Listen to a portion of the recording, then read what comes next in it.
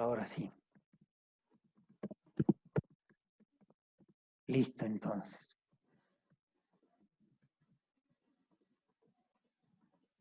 Listo, entonces.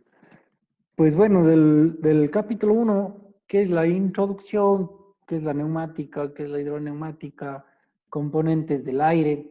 Hemos analizado pues esta foto de este carro, ¿no es cierto? Está con una suspensión neumática que uno de los primeros carros que trajo esto al país era el Citroën. No sé si ustedes le pudieron conocer, pero era pues de esa época, en los años 70, 80, un carro de lujo y traía esta suspensión neumática, pues que cambiaba el nivel o la altura del vehículo en relación al piso.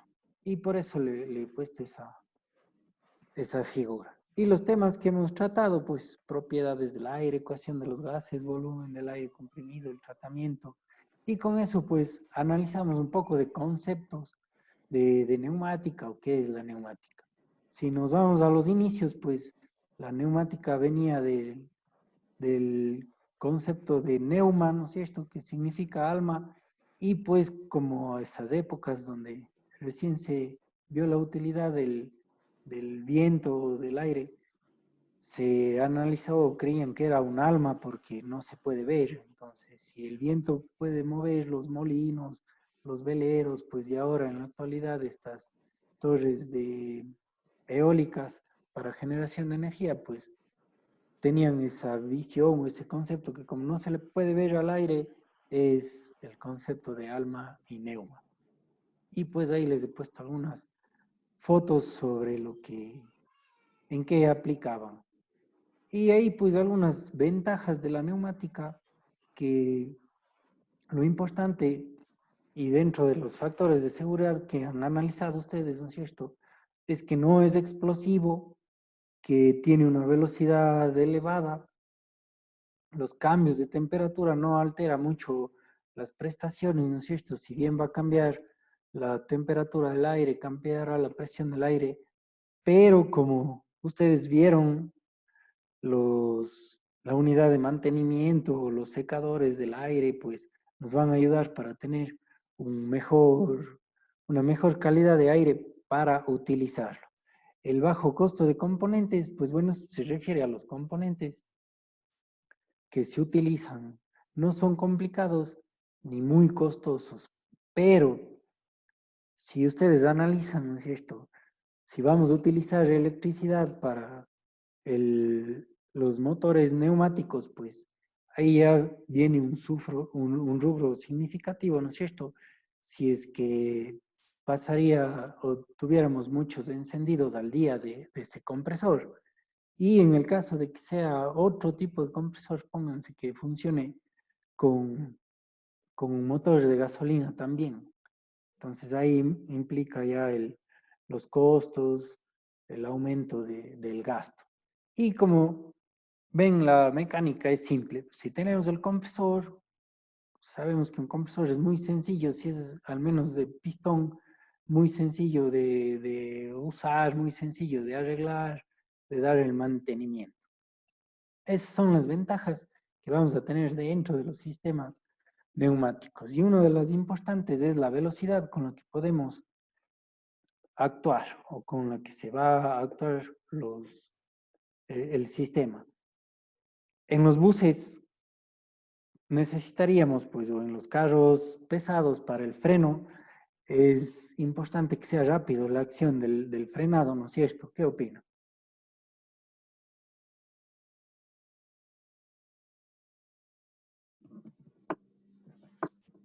Obviamente, ingeniero, por seguridad, más que nada.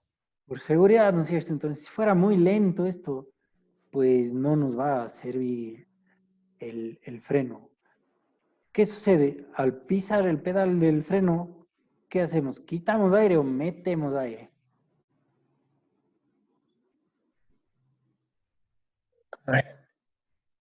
para que se active? ¿Se acuerdan un poquito de tecnología? Creo que era eso de frenos, de esa maqueta grandota que hay ahí en el taller. No estoy mal, ingeniero, Metíamos. ajá, se mete aire. para que frene. Sí. ¿Qué dicen el resto? Y Que se quite el aire cuando se pisa el freno. si se quita el aire, por eso es que después es indispensable volver a cargar. Ya, por ahí vamos.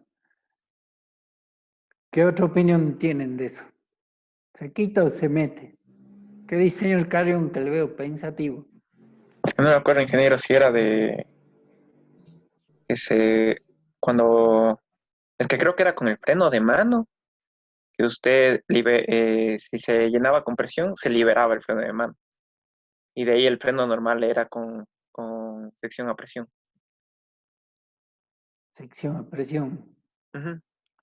Bueno, ¿se acuerdan que hay un muelle ahí, no es cierto? En los frenos, en los pulmones del freno. Ahí hay un muelle con una membrana. Sí. Entonces, el momento que nosotros ponemos el freno de mano, ¿han oído qué ruido genera los camiones y los buses? De descarga. De descarga, ¿no es cierto? Hay una fuga de aire, un pus, ¿sí? Y ahí quiere decir que el muelle que hay adentro de los pulmones se extendió y ya se quedó sin aire. Se fue todo el aire. ¿Qué opinan? Bueno, se fue el aire de los pulmones para que se active. ¿Qué opinan? Acuérdense un poquito, para que no sea de aburrido esto. Entonces le quitamos el aire y se activó mecánicamente. Ahora, para quitar eso, tengo que enviar de nuevo aire a los pulmones para que se comprime el muelle y se quiten los frenos. ¿Qué dicen? ¿Sí o no? Sí. Sí, ya nos fuimos acordando Sí. todos. Chévere. Entonces, al fin y al cabo, lo que se hace es, para que frene, quitar el aire. Y de ahí vienen todas las válvulas. Si vamos pisando el freno, pues a medida que pisamos el freno, va saliendo el aire pues controlado con las válvulas. Y pues de esa forma, al quitar el aire, paramos el vehículo, entonces el modo de emergencia sería que si no carga el compresor o si no hay aire, el vehículo no se va a mover. Pero si tenemos aire, el vehículo se mueve y al quitarle el aire paulatinamente se va a ir frenando. Ese es el detalle. Y bueno, ahí dentro del sistema de frenos, ¿no es cierto? ¿Qué otros mantenimientos se acuerdan que debíamos hacer?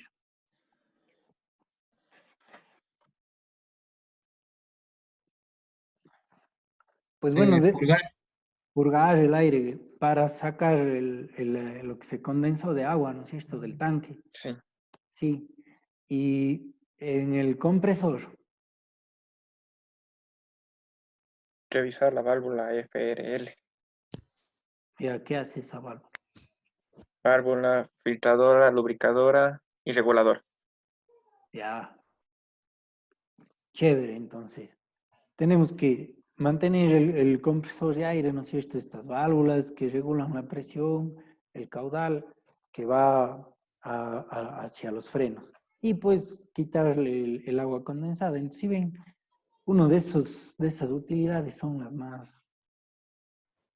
las que más nosotros estamos al tanto, ¿no es cierto? Entonces, la velocidad de la neumática es importante. Si bien no vamos a generar mucha presión como es con hidráulica, pero después hemos de ver la combinación de del hidroneumático. Bueno, y como les comenté, pues las desventajas, altos costos de la energía, y aquí también entran los altos costos de la energía neumática. ¿Quiénes son de Loja? Yo, ingeniero. Ya. ¿Saben cuánto costó el parque de Villonaco de energía eólica? ¿No se acuerdan? ¿O no han visitado?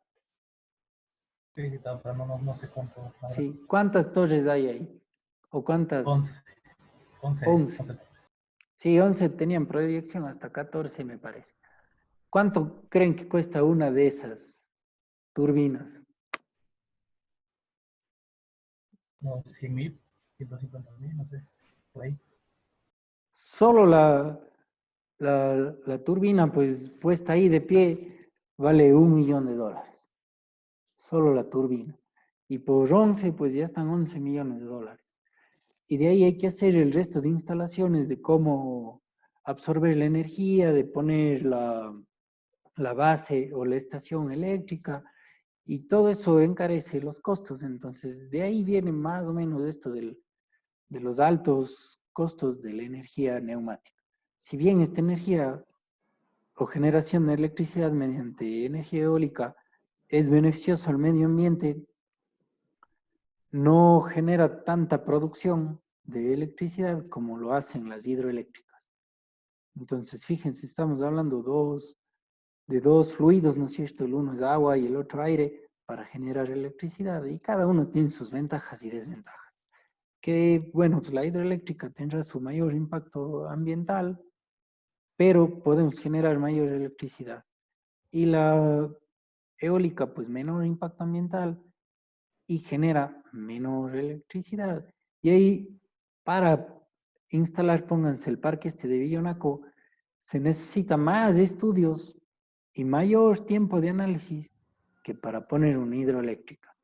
Más o menos hay que hacer un estudio de 4 años de cuál es la velocidad del tiempo, de la velocidad del viento, perdón, en esa zona para poder decir, bueno, aquí es apto para poner las hélices y generar electricidad mediante el viento.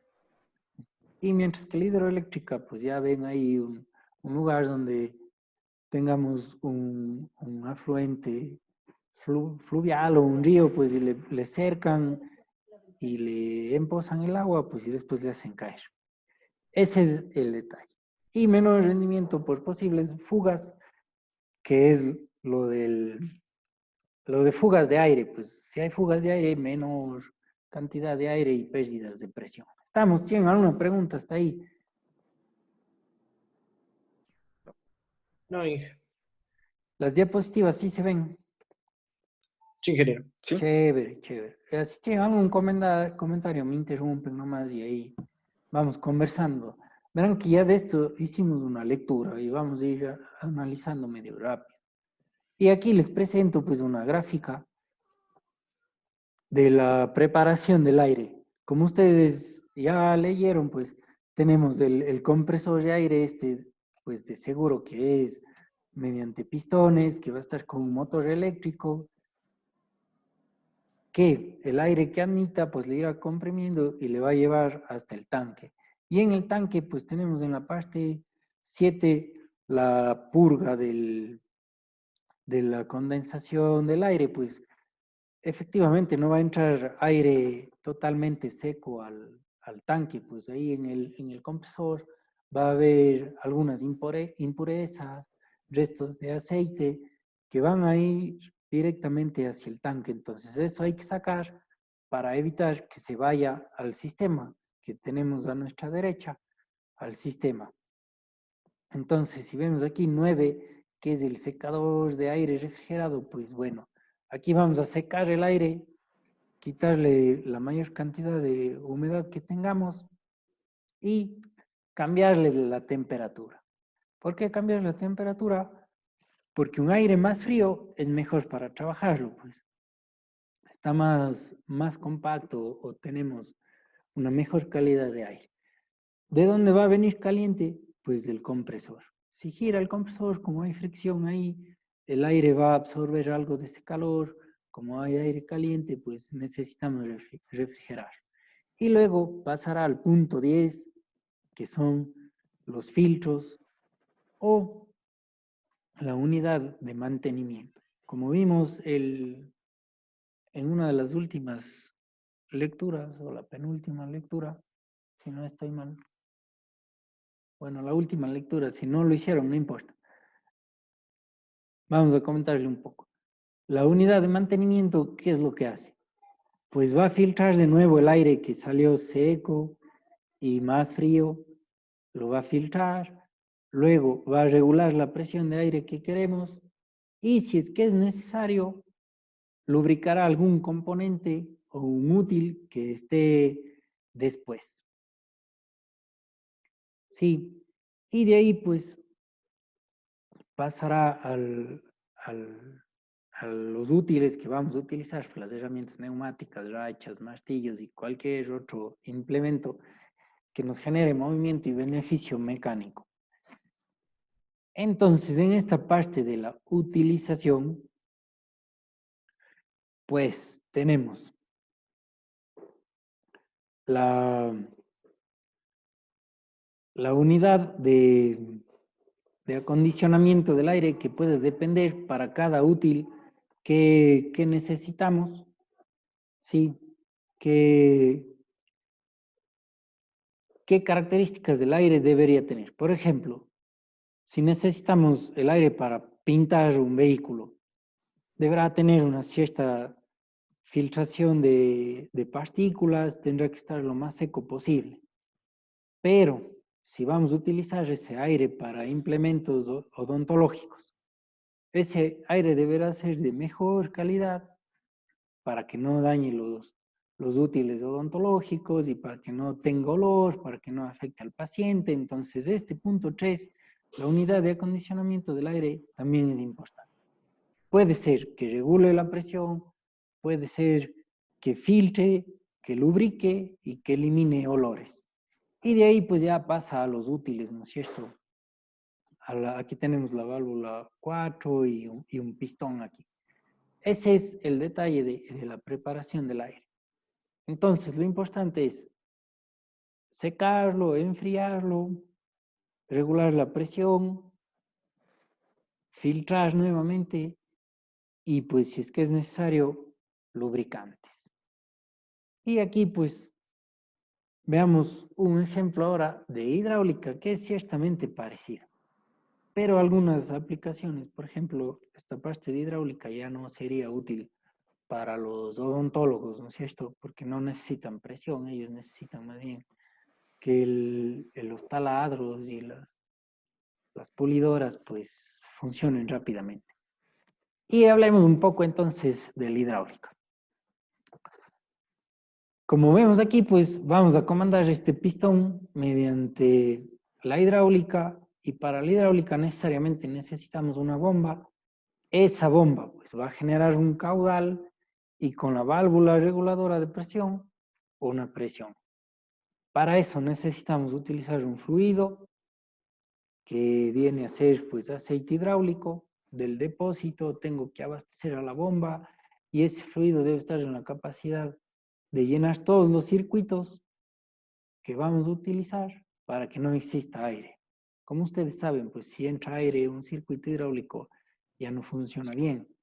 ¿Qué sucede en los frenos normales? Pues, ¿no es cierto? Si hay aire en las cañerías, ¿qué sucede con eso? ¿O cómo funcionaría en el interior de la cañería si hay aire y fluido y aceite? ¿Qué Se opinan? ¿Qué comprime la pasa? burbuja de aire. Ya se comprime la burbuja de aire, entonces. Si se comprime la burbuja de aire, ya no hay accionamiento hidráulico.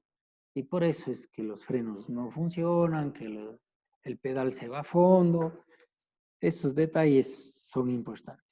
Y en la dirección hidráulica, ¿qué sucede si no está bien sellado el sistema, si entra aire o si está con aire? De repente se hace dura. Se hace dura porque no hay el mando, ¿no es cierto?, a la cremallera o si quieren al piñón, al tornillo, sin fin. ¿Y qué más?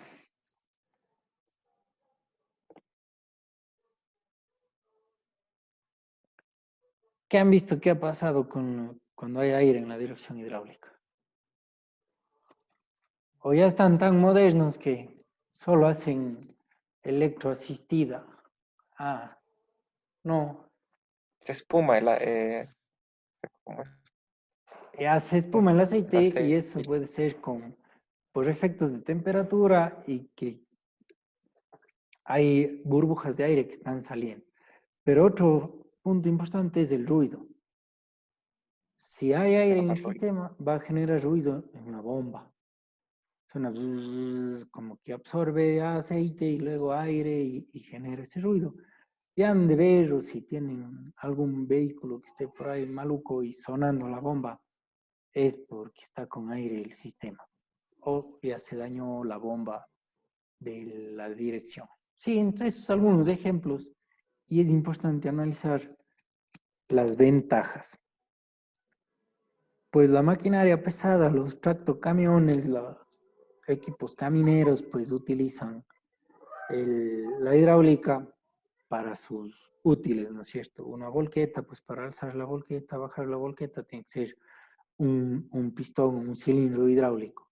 Si vamos a ver las palas, ¿qué más? Las cucharas, ¿cuáles otros hay? Las aplanadoras, todo eso es con hidráulica porque generamos mayor presión y podemos aprovecharnos de eso. Entonces, gran potencia transmitida, importante. Precisión en el funcionamiento, no se va a desplazar más de lo que nosotros queremos. Podemos hacer arranques con cargas pesadas, que es importante, pues, que el sistema empiece a funcionar aún así estando cargado con peso. Podemos generar movimiento lineal y la disipación favorable de calor. Pues bueno, del aceite, ¿para qué le sacaríamos el calor?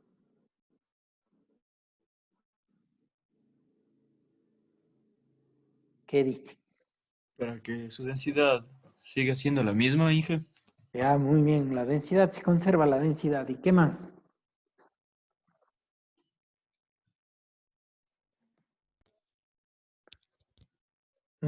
Ahí hablan de densidad, viscosidad, ¿no es cierto? Que es importante mantener la viscosidad del aceite. Para que, bueno, una la densidad, La otra, la viscosidad, no es se prende, importante. ¿Qué? no se incendie, no se queme. Claro que no se incendie también, porque el aceite es combustible, definitivamente es un combustible, entonces eso es importante que consideren para la utilización de la hidráulica. Otra cosa que es peligroso, la hidráulica, ¿por qué?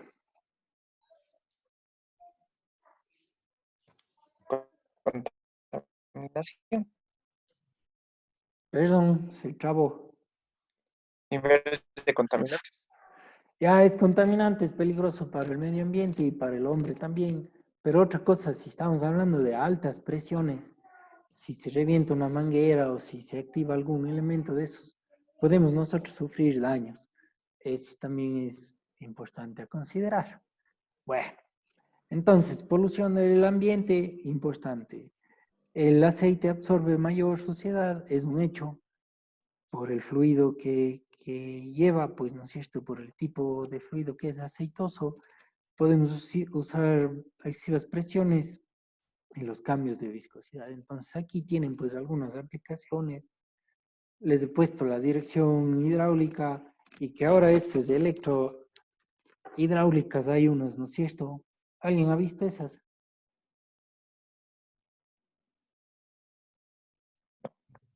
No, Inge, yo. No. No sé. ¿En qué vehículos vienen? Electrohidráulica, no. No he visto. Electrohidráulica estaban viniendo en algunos Kia y unos carritos chinos, sí, pero no fue mucho o bueno, no sé aquí realmente cuántos carros más estén con estas electrohidráulicas porque ya les reemplazó la asistida electrónicamente.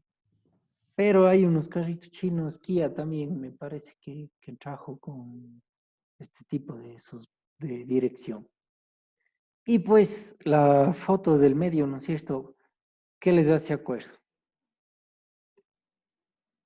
Físicamente hablando. Un elevador. Un elevador, ¿no es cierto? ¿Qué principio era ese? ¿No era Pascal, Inge? El principio de Pascal, muy bien. Entonces, ¿cuál era ese beneficio, la ventaja, la desventaja mecánica de esto?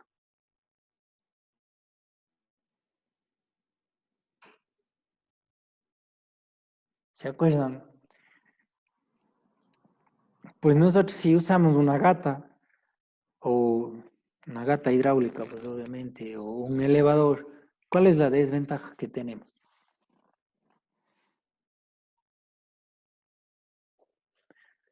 O vamos por el otro lado, ¿cuál es la ventaja? Podemos transmitir grandes fuerzas. Exacto, entonces aquí con una fuerza menor, ¿no es cierto? Como ven aquí la palanca pequeña, una fuerza pequeña puedo elevar el carro. Ya, esa es la ventaja, pero la desventaja. No hay mucho recorrido. Exacto, sí.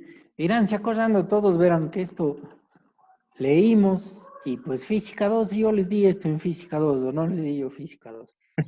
Ah, verán. Bueno, ese es el detalle. Entonces hay que aprovechar pues todos estos principios y cuestiones. Y acá tenemos la retroexcavadora, pues que realmente es netamente hidráulico y ahora electrohidráulico. Las válvulas que comandan pues son electrónicas, no hay más, y generamos mayor presión. Eso es el detalle. Bien. Y de aquí pues hay este cuadro de las características comparativas de los sistemas neumáticos e hidráulicos, pero pues ya de alguna forma lo hicimos, ¿no es cierto? O hemos hablado ya. Dentro de esto está pues el almacenaje de energía. El neumático es fácil, pues aire tengo en todo lado.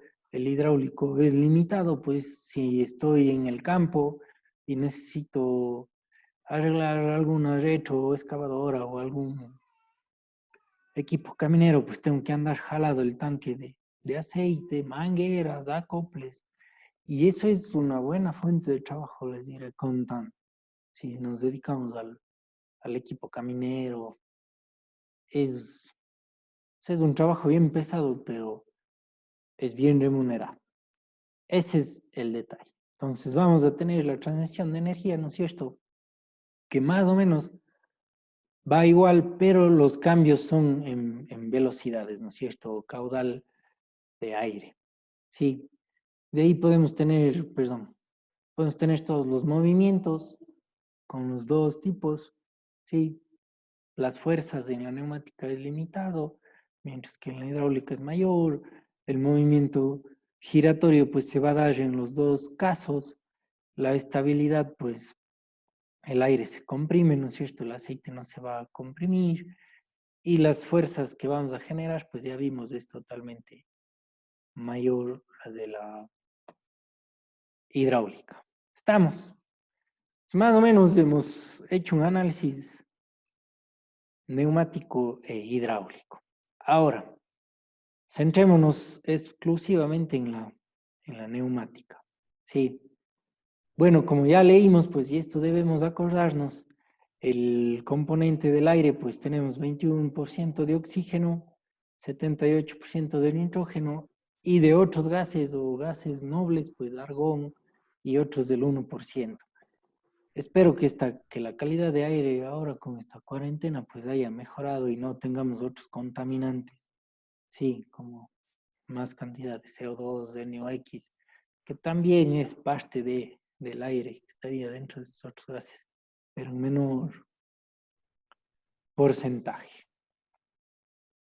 Bien, y aquí pues les muestro un poco de lo que analizaron con el teorema de la ley, bueno, la ley de Charles, la ley de Gay-Lussac y la de Boyle-Mariotte, que en definitiva, ¿qué nos decían esas leyes? O la ley de los gases ideales, o la ecuación de los gases ideales. ¿Qué teníamos? Es la Cuéntenos y relación, con miedo. relación entre presión, volumen, temperatura. Exacto, sí, eso es el detalle. Si tenemos mayor presión, pues se va a aumentar la temperatura y con eso, pues, podemos utilizar pues ese aire si hay mayor presión y si le enfriamos es mejor. ¿Cómo funciona el motor diésel, no es cierto? Si se comprime el aire hay mayor temperatura, le metemos el combustible y se genera la combustión. esos son los detalles importantes. Comprimir el aire, ganar presión, mejorarle la temperatura para lo que vayamos a utilizar y conservar ese volumen para que funcione, ¿no es cierto? Bien. Entonces, dentro de eso, pues, el aire seco y limpio, tenemos que sacarle el agua. Hay aquí algunas características de la presión en la que se puede utilizar el aire comprimido. Más o menos va hasta los 10 bares. En algunos libros, pues, recomienda 10 bares, en otros hasta 8, en otros 7. Pero, pues, podemos estar entre los 6 y los 10 bares tranquilamente. El sistema del taller, pues hay algunos, o está regulado para 120 PSI, hasta 90 PSI también, y de ahí viene la utilización del regulador de presión, que podemos nosotros a cada útil darle la presión necesaria. ¿Sí? Entonces, entre estos valores, desde 6 a 10 bares, no está mal. Y de ahí, pues, lo que ustedes ya han utilizado, pues, ¿no es cierto?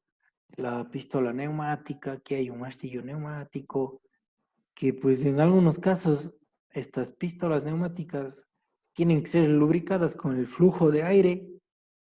¿Y para eso qué nos serviría? El Lubricador. ¿El qué? ¿Se acuerdan que vimos antes las características que debe tener ese aire? pero La unidad de mantenimiento. Sí, la unidad de mantenimiento, filtramos, regulamos presión y si es que es necesario, lubricamos a estos componentes. Pues ya algunos de estos componentes vienen con mantenimiento mínimo, que hay que ponerle al útil el lubricante recomendado y usar un aire seco. Pero como este martillo, martillo neumático, de seguro necesitará un lubricante en el aire para que funcione. Entonces puede ser aire seco o engrasado. Aquí en las pistolas neumáticas, ¿qué es lo que más usamos nosotros? Pues es la lubricación específicamente en el útil, ¿sí? No tienen que venir con el aire lubricado. Y así un poco de estos componentes que nos ayudan pues a aprovecharnos del aire comprimido. Y bueno, algunas características más centradas en el asunto. Elástico, porque podemos trabajar de cierta manera con fugas y generar movimientos rápidos. Vamos a poder variar la presión y el volumen según los cambios de temperatura que tengamos, pero pues eso no quiere decir que si aumenta la temperatura no van a funcionar las cosas que queremos. Siempre van a funcionar, de eso no hay problema. Fácil de almacenar y transportar, pues el aire que vamos a transportar le tenemos ahí. Lo que sí vamos a llevar por las cañerías hacia el útil, que es demasiado fácil. Control y regulación, es seguro. Ya el problema son las fugas, que pues, bueno, de alguna forma sí nos permiten trabajar. Y nos sirve para realizar un mismo esfuerzo 10 a 30 veces más volumen que un elemento hidráulico. Entonces, con el aire, pues tenemos más volumen que la hidráulica. Eso es importante. ¿Tienen alguna pregunta, algún comentario, alguna cosa? No. No. Bueno, aquí vamos a ver otras características del aire que también es importante y son conceptos, principios físicos que debemos considerar. Humedad del aire. Bueno, vamos a depender de en qué ciudad estemos o en qué lugar del planeta estemos. ¿Qué tan húmedo es su zona, señor Celi?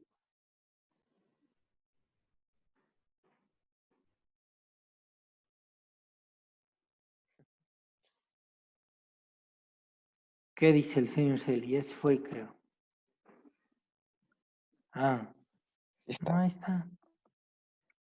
Bueno, pues la humedad no va a ser la misma en la costa que en la sierra, ni en el oriente. Entonces, eso hay que considerar para poder tratar al aire.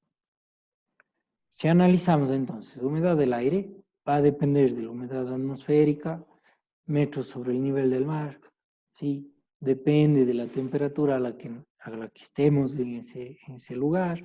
Y entonces, estos puntos es importante. 1 metro cúbico de aire comprimido retiene la misma cantidad de vapor de agua que un metro cúbico de aire a presión atmosférica. Entonces, si comprimimos el aire a 1 metro cúbico, es lo mismo que tener 1 metro cúbico de aire a presión atmosférica en relación a la cantidad de vapor de agua. Entonces, si es un lugar húmedo, ¿no es cierto? 60% de humedad, 70% de humedad. Guayaquil, no sé a cuánto estará la humedad ahora, pero más o menos creo que llega hasta un 75%. No sé si alguien tiene ese dato, si me ayuda, pero bueno. Estamos. Luego, humedad absoluta, El vapor, 81%, ingeniero. 81%, vean. Y esta es la época, una de las épocas de más calor, ¿sí o no? Sí, Sí, esta creo. es la, Sí, porque está haciendo claro, altísimo calor. sí, esta es la época de más calor en la costa. Ujú. Sí, enero, sí, a ver.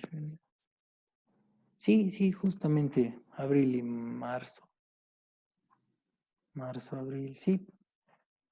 Son, entonces vean, si hay mayor temperatura, pues es un hecho que va a haber algo más de humedad. Y por la posición que estamos en la línea ecuatorial, pues más humedad.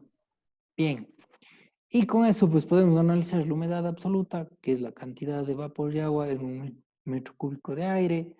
La humedad relativa es la relación, ¿no es cierto?, el coeficiente entre el contenido real de agua y del punto de condensación. Y ahí podemos analizar esta gráfica que nos va a indicar, según la temperatura que tengamos del aire, ¿no es cierto?, temperatura ambiente, cuál es la cantidad de agua por metro cúbico.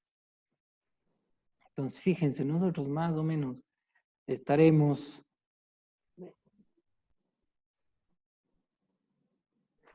entre 20, bueno, 15 grados, 17 grados.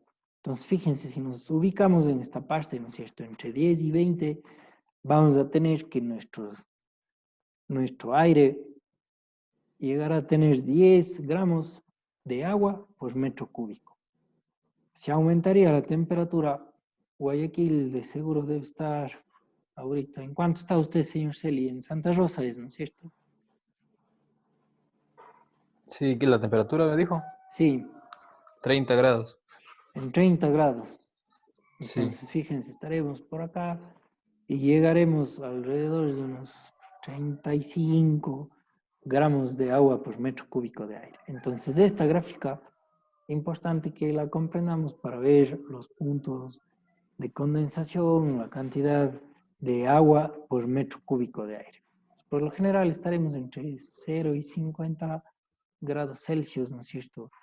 Y con cantidad de agua entre los 15, 30 gramos. Sí. Y de ahí pues tenemos esta otra tabla que nos indica la saturación del aire por agua.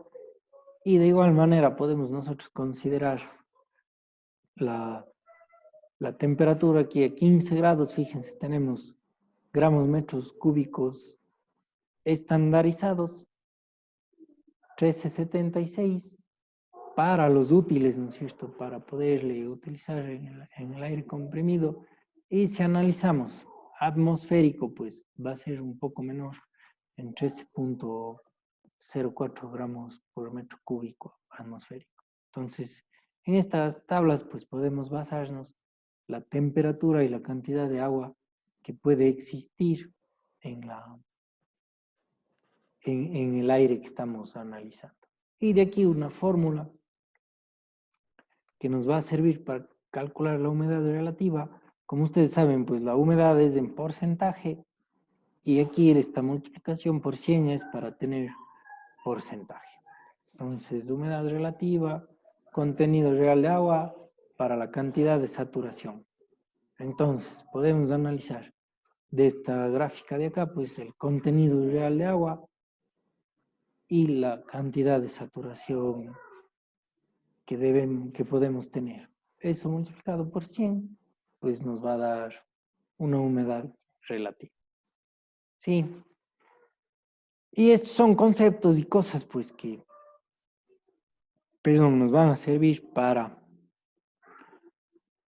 nuestros criterios de instalación de sistemas neumáticos. Entonces, la capacidad para contener humedad en forma de vapor del aire comprimido es solo la de su volumen reducido. La condensación es igual a la cantidad total de agua en el aire menos el volumen que el aire comprimido puede absorber. Entonces, que gane o no humedad el aire comprimido, pues va a depender de cuánto le comprimimos, ¿no es cierto? Pero fíjense aquí, la primera dice la capacidad para contener humedad en forma de vapor del aire comprimido es solo la de su volumen reducido. Y si vamos a tener condensación de agua, ¿no es cierto? También depende del volumen que el aire comprimido pueda absorber. Y de ahí que necesitamos los purgadores para sacar esa cantidad de agua. Y el punto de rocío, que también es importante, no vamos a tener una capacidad ilimitada para contener agua, sino el aire se limita. Y de ahí viene el punto de rocío. Entonces, es la temperatura a la cual se produce la condensación de aire. En las madrugadas se han visto el rocío, ¿no es cierto? Sí, ingeniero. Sí.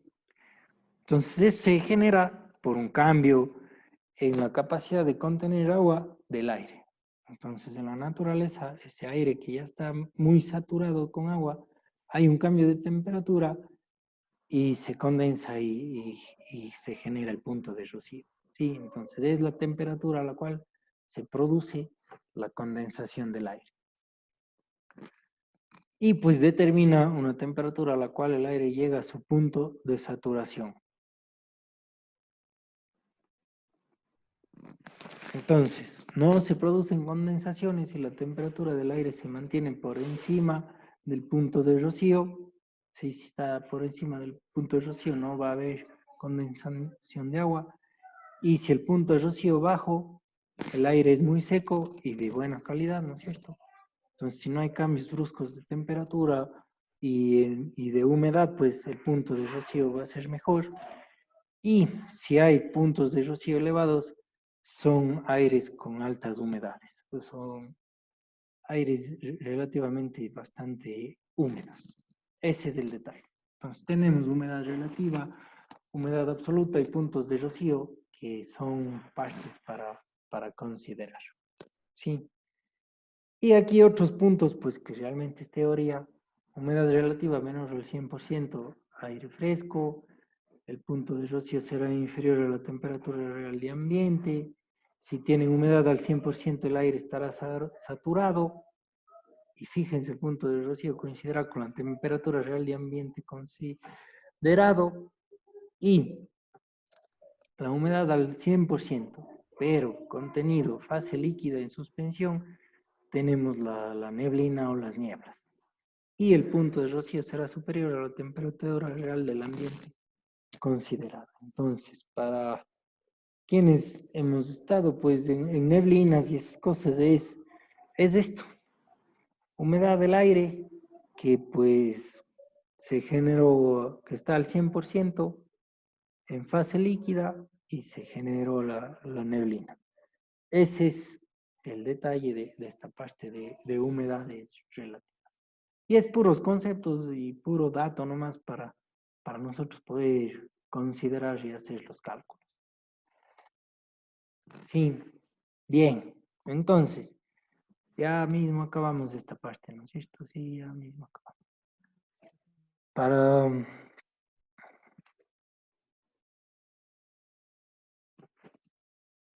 Para seguir analizando. Entonces, humedad de saturación, máxima cantidad de vapor de agua, considerarán esto, que admite 1 metro cúbico de aire a una determinada temperatura. Humedad absoluta, cantidad de vapor de agua que contiene 1 metro cúbico de aire a una temperatura. No es necesario sabernos de memoria esto, pero sí que existe. Sí, o cuál es la relación. Estamos, humedad de saturación, la máxima cantidad de vapor de agua que admite 1 metro cúbico de aire. Listo. Y humedad absoluta, cantidad de vapor de agua que contiene 1 metro cúbico de aire a una temperatura. Y de igual manera, pues hay sus tablas que reflejan esto. Por ejemplo, aquí, la presión de vapor de agua o la cantidad de vapor de agua que se podría generar, pues nosotros analizaríamos temperaturas entre temperatura en grados Celsius alrededor de 15, ¿no es cierto? Entonces, la presión de vapor que tenemos, pues 12.78 milímetros de mercurio. Esa es más o menos la presión de vapor que podríamos tener a nuestras temperaturas. Si hablamos de la costa que dice que está a 30, pues fíjense, 31 milímetros de mercurio, que es la presión del vapor de agua. Y con eso, pues podemos analizar esta tablita que nos indica cuál es el punto de rocío del aire. Entonces, fíjense, si analizamos que tenemos una temperatura de 32 grados, justo en la línea negra, ¿no es cierto? Sí, en la línea negra. Y el punto de rocío del aire, a ver, déjenme ver si estoy leyendo. Sí, estoy leyendo. En esta línea de 32 grados, ¿no es cierto? Temperatura del aire, nos vamos cuando tengamos 17 grados, ¿sí? La humedad relativa es del 40%. Sí nos ubicamos, ¿no es cierto? 32 grados, en la línea de 32, nos vamos a ver si tenemos 17 grados, 40% de humedad relativa. Si tendríamos 15 grados, 35% de humedad relativa. Como dice el señor Celi, estamos en 30 grados, fíjense, o 31 grados, el 90% de humedad relativa. Y bueno, esto seguramente no considera el flujo de viento que podrá bajar la humedad relativa. Pero podemos analizar con esta tabla en qué temperatura trabajamos, ¿no es cierto? Y relacionar nuestra humedad relativa. Estamos. Entonces esta tabla, pues si quieren, para algunos cálculos que posiblemente ya vendrán, nos servirá. Sí. Presión y caudal, pues bueno. Si hay aire comprimido, la presión debería ser en todos los puntos, como les dice el primer párrafo. Y cuando circula aire, la presión en el primer punto es mayor que en el segundo. Entonces, esto sucede si hay dos útiles funcionando a la par, pues en el uno va a haber mayor presión que en el otro. Eso es un hecho. Porque el primer útil va a consumir más aire que el otro. Vamos.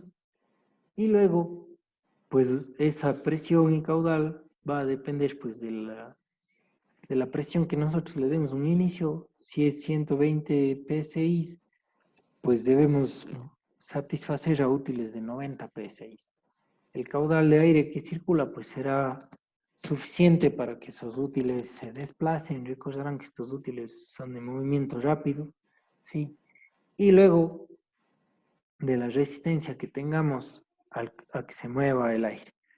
Siempre los conductos o las tuberías pues tendrán algo de fricción que impide el flujo de aire, pero bueno, prácticamente tenemos presión en todos los puntos. Y aquí pues esta tabla nos indica cuál sería el diámetro del tubo, ¿no es cierto?, del orificio por donde va a salir el aire, si es que analizamos el caudal.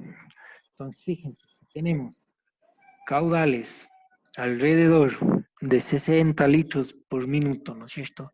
Esta N de aquí, si ven, QNL sobre min, sí, o litros sobre minutos, esa N quiere decir que está bajo norma, ¿sí?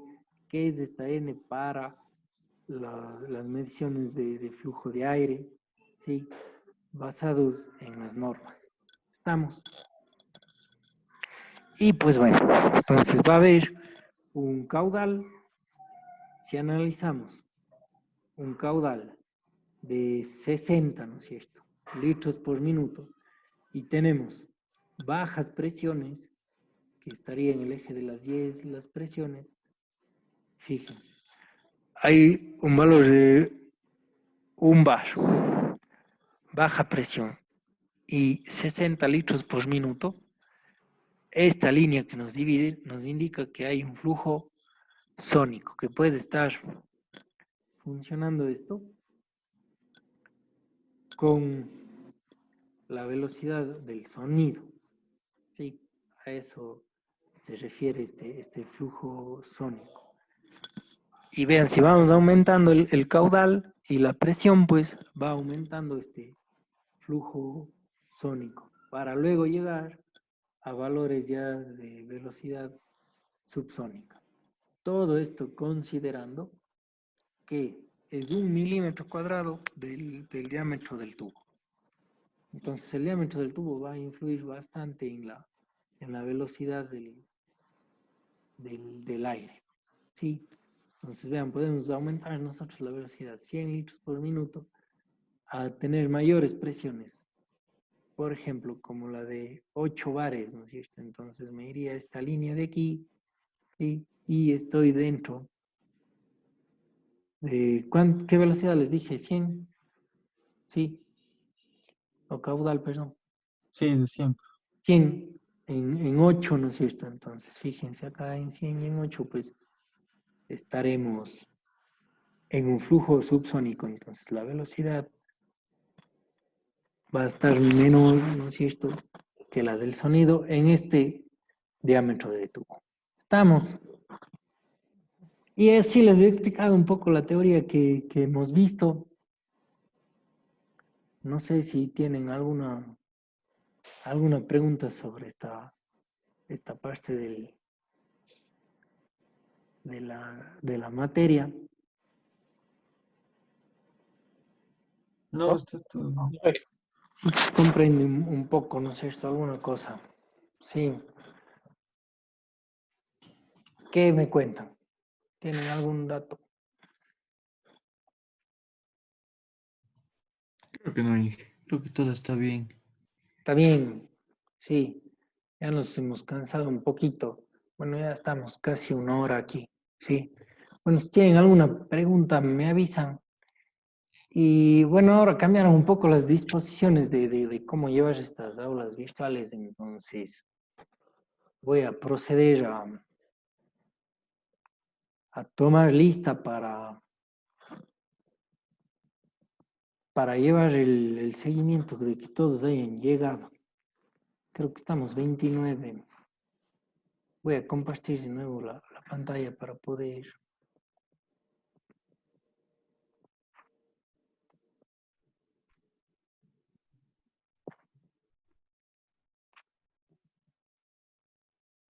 ...29 conmigo, ¿no es cierto, señor Celi? Sí, ingeniero. Sí. Ya veamos cuántos están en lista y si coincide con las nuevas listas.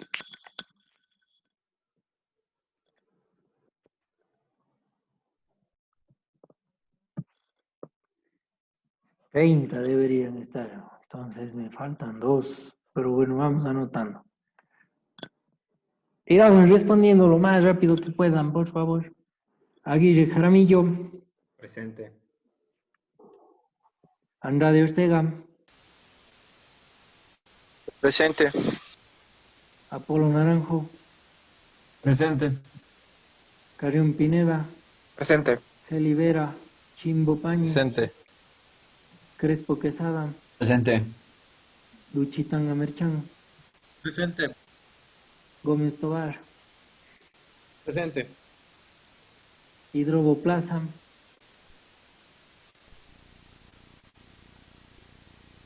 Hidrobo Zamora, Presente, Inge. León Nieto, Presente, ingeniero. López Barreto, Presente, ingeniero. Morocho Lema, Presente, Inge. Nivicela Barreto,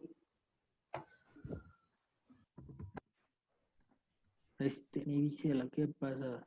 Ortega Ríos, Presente. Palacios León, Presente. Patiño Criollo, Presente, ingeniero. Peralta Cárdenas,